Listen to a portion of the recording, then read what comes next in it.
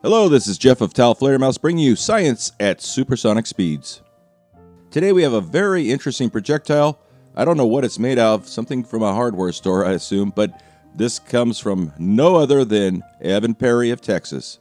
And Evan calls this projectile the revolver. It's made out of steel, and what's really unique about it, it's completely hollow. It's like a tube, and that should be pretty interesting to see what it does to ballistic gel. The revolver weighs in at a respectable 26 grams, 0.92 ounces, or 401 grains, and will propel them at over 1,500 feet per second. Now, the challenge I always have is trying to figure out how to load a very unique oddball projectile like this, and the issue we have with this is we have a very small surface area to push against. We could actually shove the wad and all the components right through that hole from the 10,000 psi pressure pushing against it. This is what I came up with. We're using 20 grains of E3 propellant, an FS12 gas seal, a cork wad, and a penny and a thin fiber wad in front of that. And since we don't want a steel projectile damaging our steel barrel, we'll be using a two-piece plastic discarding sabot. The sabot squeeze very tightly around the projectile, engage the rifling, and will transfer that spin to the steel projectile. Now for fun, we're going to try something different here. We're going to fill the cavities of the projectiles with different colored chalk powders and see if we can create some cool effects. The chalk powder is just kind of loosely packed, kind of tamped in there, not real tight. And to keep it all in place, we have a overshot card made out of a napkin that just goes over the top and kind of keeps the powder from falling out. Now if during the testing the chalk proves to be kind of a bad idea, we can at least remove it and shoot these things normally if we have to.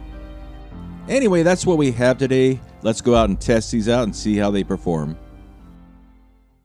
Welcome back, TAOFLEDER folks. What? Where's Gregg been? Well, I was on the government watch list, Jeff, so they had me locked up chained to the wall in a dungeon, and they were harvesting me for my organs. They were harvesting my organs, so I was out there feeding the machine. But I have been released now from my shackles, and I am back here on the TAOFLEDERMAUS channel helping out Jeff shoot some goofy rounds that were sent to us from Evan from Texas. You remember Evan? Guys remember him, girls love him, and we shoot his stuff. Today he sent us what he calls the revolver. Jeff is going to have shown you already the design of this thing, but Jeff packed the revolver with colored chalk so that we can hopefully see the trail of this thing going down range. So, and if that doesn't work out, it's really easy to remove the chalk, yeah, and we can pretend we never did that. What chalk? There's no chalk here. It's just you got to come up with cool new stuff. You know, this might be really cool, or it might be a really bad idea. Would you say it's chock full? Chock full of fun. Oh my God! Actually, we're having trouble coming up with a name for these things. So, give it a couple of minutes. Watch the video first, and then put your name suggestions down here in the comment section. Oh, also go over here and give it a thumbs up. Give it a like. And if you don't like it, click the thumbs up twice. So anyway, we're going to try this out of Danny's rifled Mossberg today, downrange. Brandon's waiting for us, and we're gonna see what they do. We're starting out at 30 yards. We're going for the long distance. This is probably going to be one of the best rounds Jeff's ever shot. He says that. You say that about every round. I do. Every round. This is the best one. Perfect for home defense too. Yeah. All right, let's get to it. Okay, I'm ready. Here we go against the blue tape. Hopefully we can barely see it.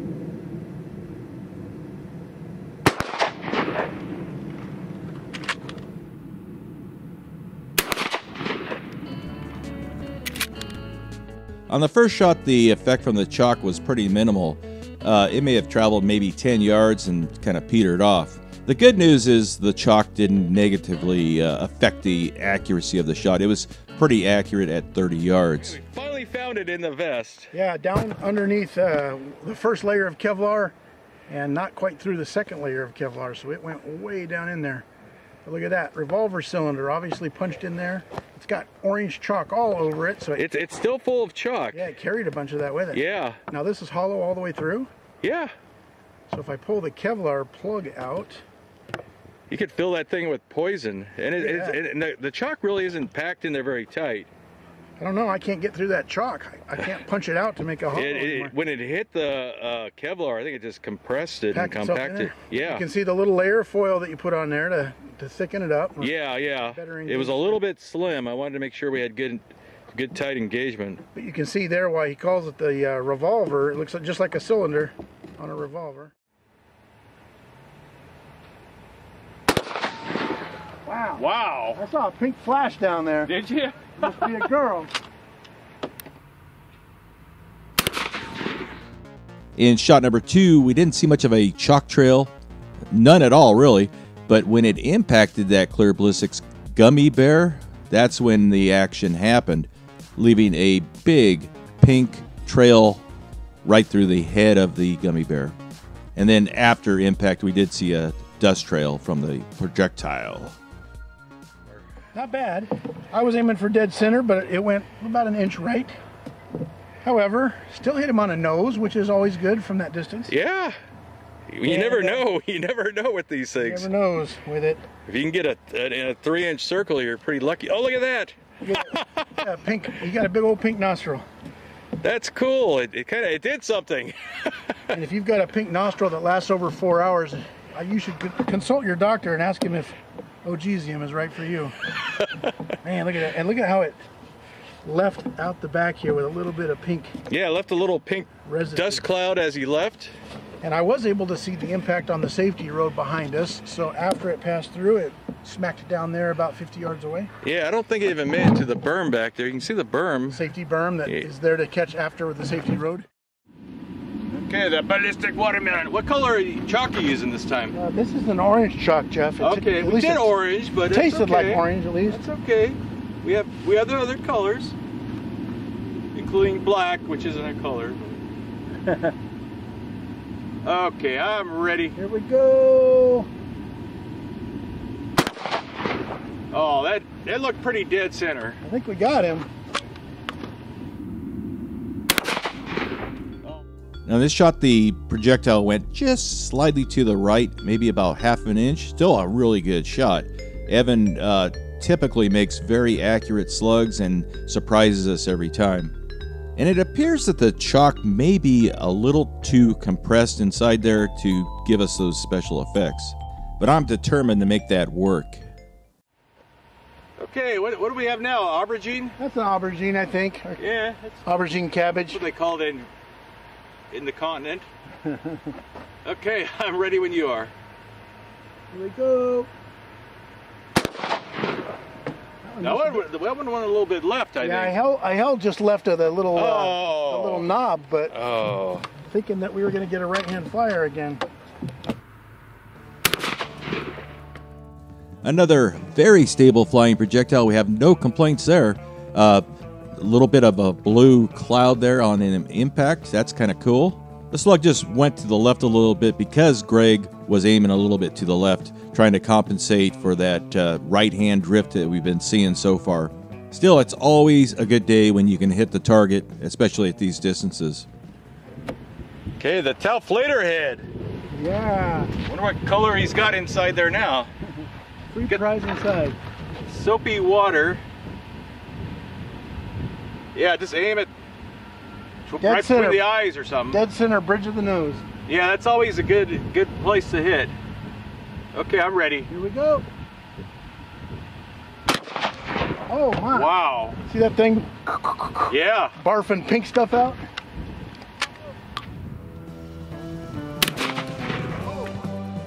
In this shot, we can see the penny riding along the wake of the slug, and then it drifts off to the right.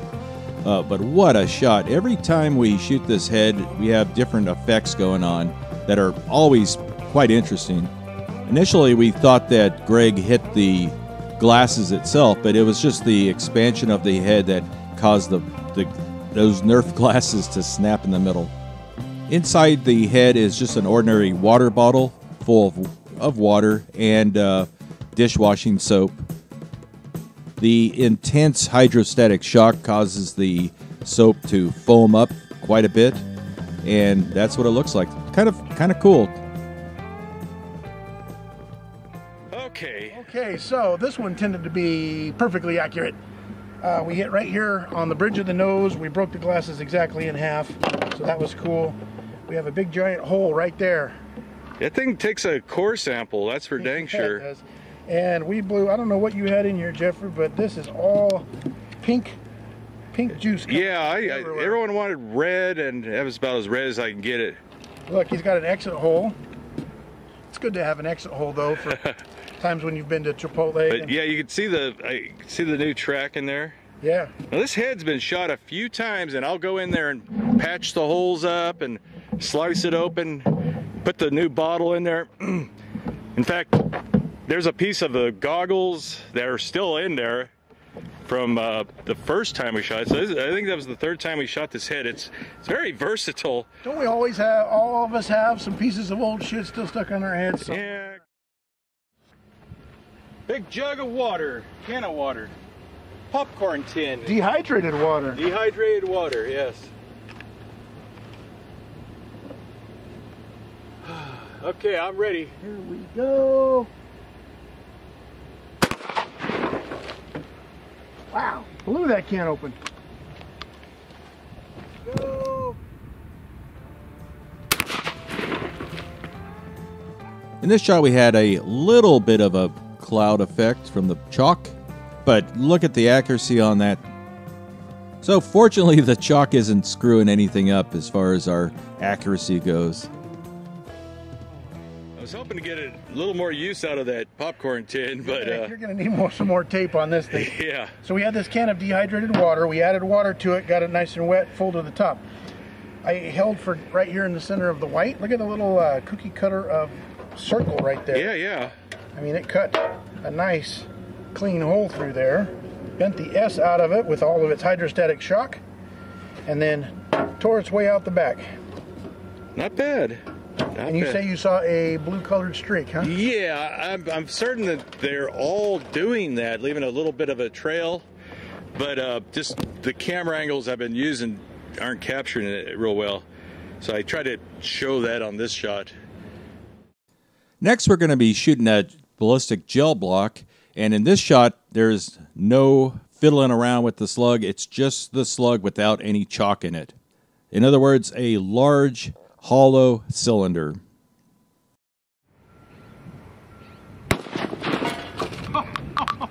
Those shells.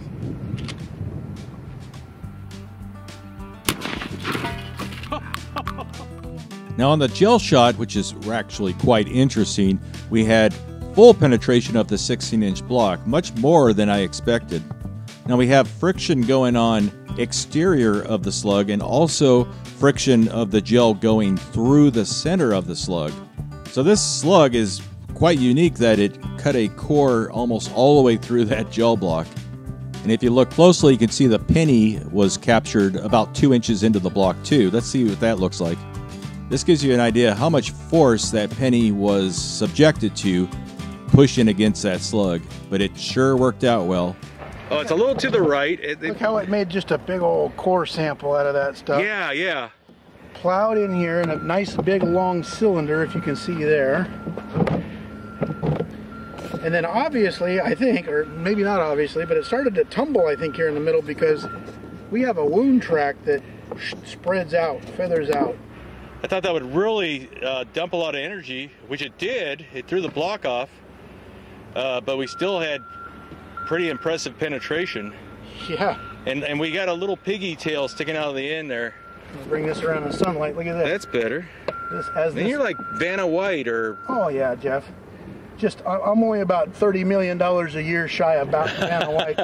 As this thing exited, yeah, it tore this little pigtail of goo. It left it took a core sample. Perfect for a finger wiggle.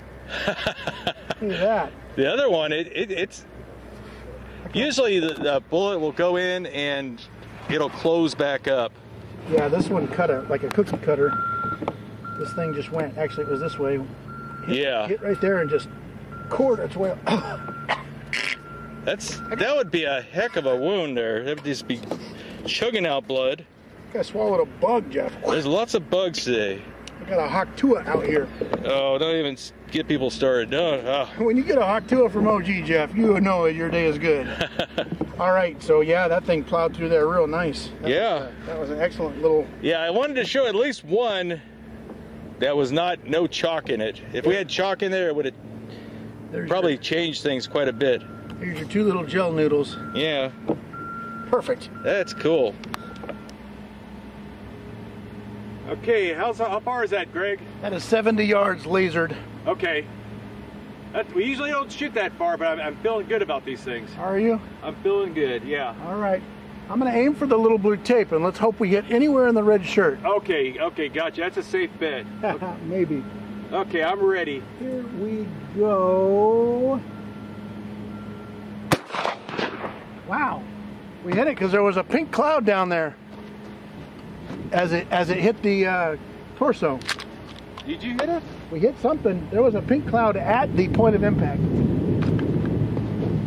Because I saw something go over its shoulder. Either that or it lost all of its pink right there. But.